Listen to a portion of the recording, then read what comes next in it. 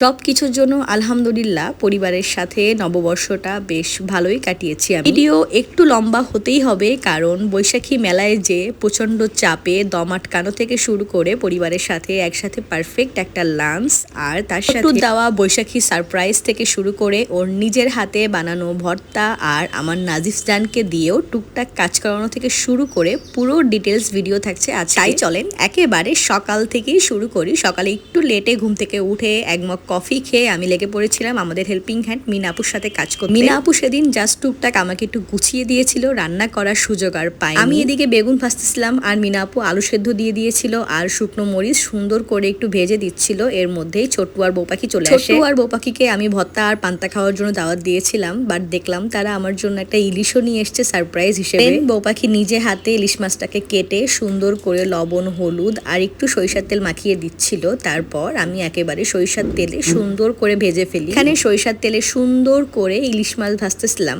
তার সাথেই পাশে আমি একটুখানি পেঁয়াজও হালকা ভেজে নিচ্ছিলাম। দেন কয়েকটা টমেটো সরিষার তেলে ভেজে নিয়েছিলাম। এভাবে টমেটো সরিষার তেলে ভেজে ভর্তা বানালে কিন্তু বেশ ভালো লাগে। আর তার সাথে ছিল পারফেক্ট একটা আম ডাল। এরপর চলেন আপনাদেরকে একটা পারফেক্ট পান্তার রেসিপি দেই। রাত্রে বেলা গরম ভাত রান্না করে পানি দিয়ে রেখেছিলাম, তারপর সকালে উঠে সেই পানিটাকে চেঞ্জ করে ভাতগুলোকে ভালোভাবে ধুয়ে তার মধ্যে টেস্ট অনুযায়ী একটু লেবুর রস আর কয়েকটা লেবু পাতা দিয়ে আরো 1 থেকে 2 ঘন্টা মতো পানি দিয়ে ভিজিয়ে রেখেছিলাম। যে কাজটা আমার জামাই খুব আনন্দেই করেছিল। তারপর সে আবার আমার সাথে একটু ইলিশ মাছ ভাজতেও চলে এসেছিল। দেন ভাজাভাজির পর্ব শেষ হলে শুরু হয় ছোট্টুর স্পেশাল ভর্তার টাইম। ছোট্টু নিজে হাতে বেশ সবগুলো ভর্তা মাখিয়ে ফেলেছিল। এরপর আর কি সবাইকে দিয়ে একে একে সুন্দর করে টেবিলে সবকিছু আনাচ্ছিলাম। ছোট্টু, আমার জামাই, এরপর দেখি আমার নাজিফ জানও সুন্দর করে একটা বাটি হাতে করে নিয়ে এসছে। ছোট্ট পরিসরে যতটা পেরেছি নিজের পরিবারকে নিয়ে আনন্দে দিন কাটানোর চেষ্টা করেছি। এরপর দেখলাম ছোট্ট সুন্দর করে একটা প্লেট সার্ভ করে দিচ্ছিল তার দুলাভাইয়ের জন্য। সার্ভিং, রান্না বান্না এগুলো আমার ভাই ভালোই পারে আলহামদুলিল্লাহ। এরপরে আমি একটা সুন্দর করে মাঠা মতো বানিয়েছিলাম টক দই দিয়ে, সেটা আবার আমার নাজিফ জান গ্লাসে সার্ভ করে দিল।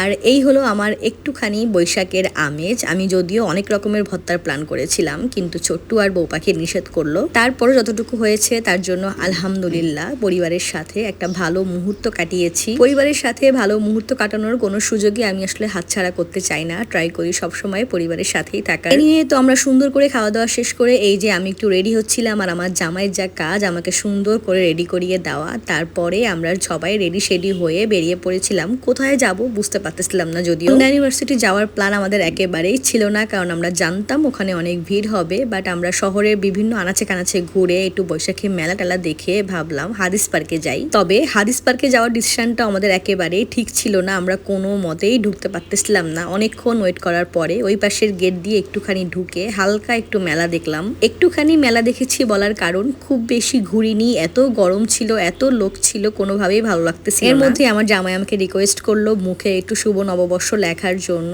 তো ওই সমস্ত লেখে থেকে আমরা অনেক কষ্টে হাদিস পার্ক থেকে বেরিয়ে একটা রিক্সা ম্যানেজ করি। ওই এরিয়াতে আর কোনো মতেই থাকা যাচ্ছিল না, কারণ এত লোক ছিল। ওখান থেকে বেরিয়ে আমরা শিববাড়ির দিকে এসে দেখলাম এখানেও একটা ছোটখাটো কনসার্ট মতো হচ্ছে। দেন শিববাড়ি যেও আসলে আমরা কোনো রেস্টুরেন্ট পাইনি। তারপর চলে যাই আমার পছন্দের কুদোসেও আসলে সিট ফাঁকা ছিল না। তারা আমাদেরকে 10 মিনিট টাইম দিয়ে তারপর আমাদের সিট ফাঁকা করে দেয়। এর মধ্যে আমরা চাও খেয়েছিলাম। কুদোসে হালকা খাওয়া দাওয়া শেষ করে ছোট্টু, বৌপাখি আর নাজিফকে টাটা বাই বাই বলে আমি আর আমার জামাই একটু একটু করে হাঁটতে হাঁটতে শিববাড়ি মোড়ের দিকে যাচ্ছিলাম। ওখানেও আসলে অনেক ভিড় ছিল, বাট আমরা কোনো মতে কিছুক্ষণ বসে চা খাওয়ার ডিসিশন ক্যান্সেল করে আখের জুস খেয়ে রাস্তার উপর দাঁড়িয়ে কিছুক্ষণ সাংস্কৃতিক অনুষ্ঠান উপভোগ করি। তারপর দেখি আমার জামাই আবার তার বাচ্চা বউয়ের জন্য পুতুল পছন্দ করতেছিল। সবকিছু শেষ করে আমরা কিছুক্ষণ লালনের গান টান শুনে একটা রিক্সা নিয়ে টুকটুক করে বাসায় চলে আসি। তো এই ছিল আমার বৈশাখের শুরু আমার পরিবারের সাথে। খুব ভালো সময় কাটানো। আমার নববর্ষ কেমন কাটালো কমেন্ট করে জানাবেন প্লিজ। আল্লাহ হাফেজ।